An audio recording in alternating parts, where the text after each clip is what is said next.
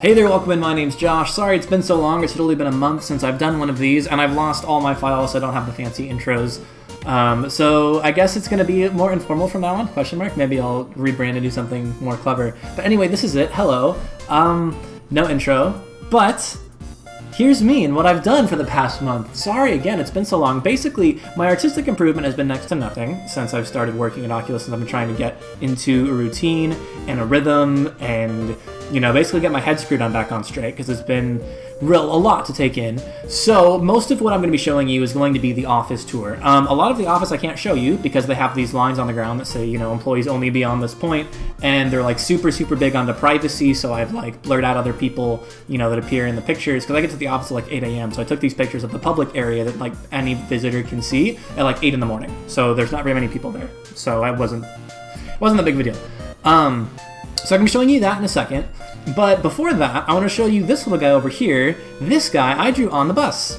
I take the bus to work, which is fun. I actually really enjoy it. And I decided that I care too much about what other people think, and I have unrealistic expectations for myself. So by drawing on the bus, it lets me get out of my comfort zone and not care what other people think, because there's somebody literally sitting right here looking at what I'm drawing, which is, you know, like anime, and like bad anime at that. So that's already like cringe and embarrassing, and like not something that I think many artists would want other people to see, especially on the bus when it's bumpy, so you're almost guaranteed for it not to turn out well. And I think drawing on the bus for me has become a way for not necessarily so much to like learn new skills, but to get out of my comfort zone and be comfortable with sucking, and be comfortable with the idea of doodling, or just, you know, actually, you know, like just being comfortable with my own artistic process, not feeling like every single thing has to be polished and amazing and great, because I get stuck in my own head with that way too much, and it like sucks all this fun out of creating. So I'm drawing the bus now, and then I draw a few times a week before I go into the office of like actual like studying, like just me, where I can actually try to improve.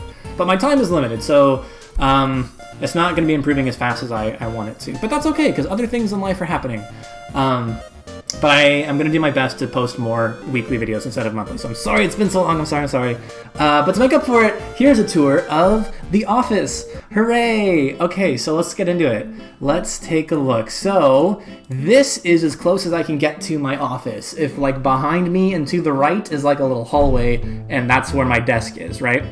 But I can't show that. So this is a hallway, and they have these meeting rooms all over the place. They have these little green iPads, and what they do is that they can like schedule meetings here, and you can reserve this. It says like these are different time chunks here that you can reserve this meeting for however long, you know, you want to be in that room, or you have access to other people's calendars, and you can schedule, I want to meet so-and-so in this room for this time.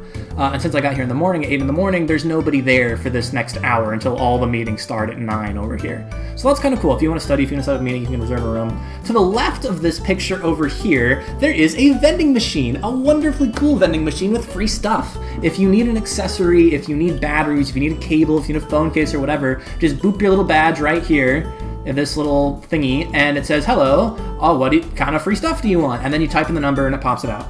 And on the surface that sounds cool, but you have to keep in mind that, you know, you're all adults and working professionals, so they track all the stuff that you're pulling out. So if you're pulling out 7 sets of headphones, they're going to be aware of that, and they're going to ping you.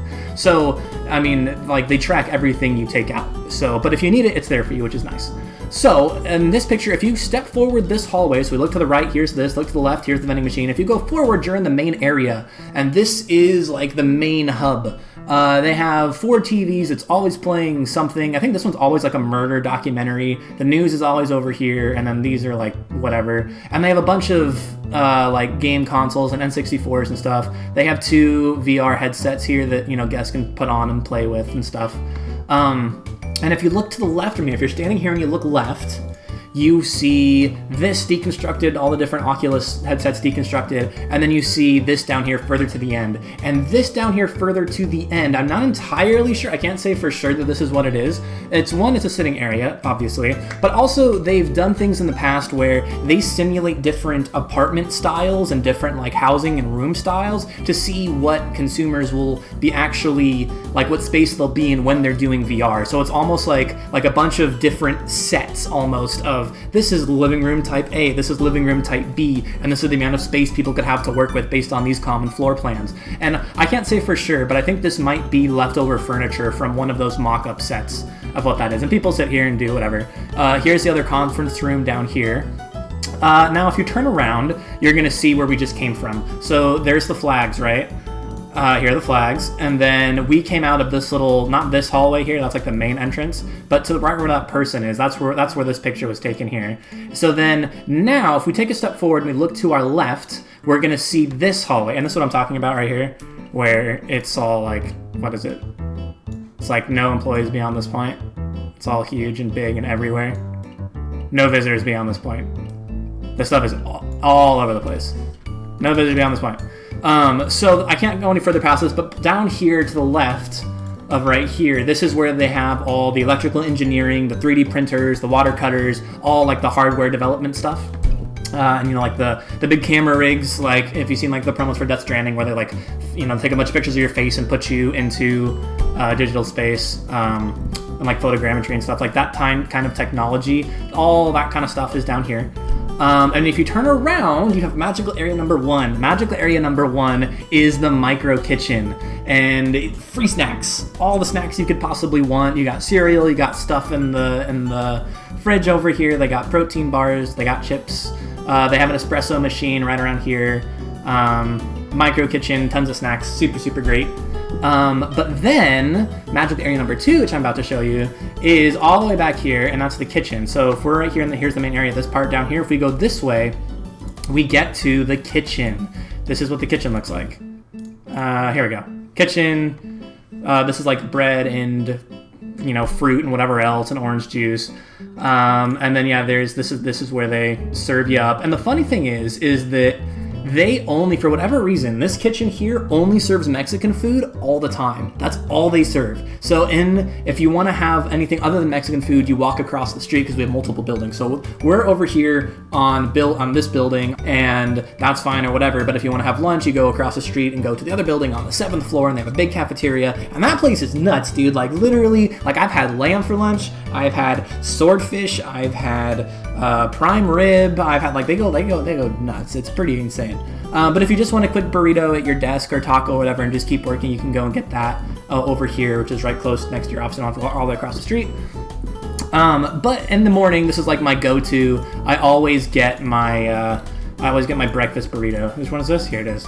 I get my eggs, my potatoes, my veggies, my chicken sausage, my cheese, my onion, and this is every single day. I always get that for breakfast, which is bomb. So I just don't eat breakfast at home because I can get it at the office. It hasn't gotten old yet. It might get old, but so far I'm enjoying the breakfast burritos. And then if you want to eat these burritos, if you get it for lunch or for breakfast, you can over to the right here of this picture, not down the hall, but you have this seating area here, and you eat breakfast there. So there's somebody eating breakfast that you can't see. And yeah, that's the office. There's a little digital tour for you. I enjoy it a lot. I go into the office 3 days a week, and I work from home the other 2, which is nice. So I can still stream and do art and do other things on those days, in addition to working from home for whatever I have to get done that week. And it's been great. They have all these computer cases over here, like all the monitors and stuff that people already bought. I just got a desktop not too long ago, so I don't have to bring my laptop in and out to work anymore. So actually, it's kind of weird. Like I can just walk into the bus without anything, just like my badge, and I feel like I'm forgetting something, but I'm not because all my toys are at the office. Yeah, this is all I can show. Anything more than that, like showing you my desk, showing you I was going to show maybe like a set that I made for my first project, but that's technically past the area. Like they're super tight on security. Like they could probably even get mad at me for showing you this, even though it's all technically open stuff. So I'm just going to be extremely careful about what I show about my job here on YouTube while I'm still working there. Just, because don't be stupid. And that's pretty much where I've been the past month. And it's been a lot of fun. I've been enjoying it a lot, but I have no free time whatsoever. And tying into that no free time whatsoever, I've been coming to value, the time that I do have and how to best spend that. So drawing fits into that streaming League over on Twitch fits into that. You know, spending time with friends and family fits into that. So I don't know. I might be making content designed towards like busy working professionals. Like if you like this but don't have much time, maybe try this. Like specifically with games. Like so Star Wars came out. I still haven't beaten it. The Fallen Order, the Jedi one. It's a ton of fun. Everybody I know has beaten it, and I'm only like maybe halfway through. So maybe I know I was going to keep games and art separate, but maybe I've been thinking about doing like games that are fun, but you don't have a lot of time to play, like which ones are worth diving into. So like Pokemon too. Like I got Pokemon, but I don't really have a lot of time to play it, maybe like 30 minutes before bed. So I've been really coming to value those reviews for games, especially of like, don't have a lot of time? Here's this. It's, you know, it's good or whatever, you know. Anyway, those are just my thoughts rambling around in my head. So you might see some busy gamer little like short reviews, because that's kind of my life now. Because I still like playing games and practicing art and doing anything else, but the amount of energy I have outside of the office to put towards chasing other really hard goals like art is hard. Like I'm tired a lot. I don't have a lot of bandwidth a lot. So finding a way to still do art without burning out has been something else I've been thinking about as well. Because I don't want to burn out again. I want to be able to still do art and have a full-time job and still be able to play games. So realistically what that means is that my development and my progress will likely be slowed as I learn other things.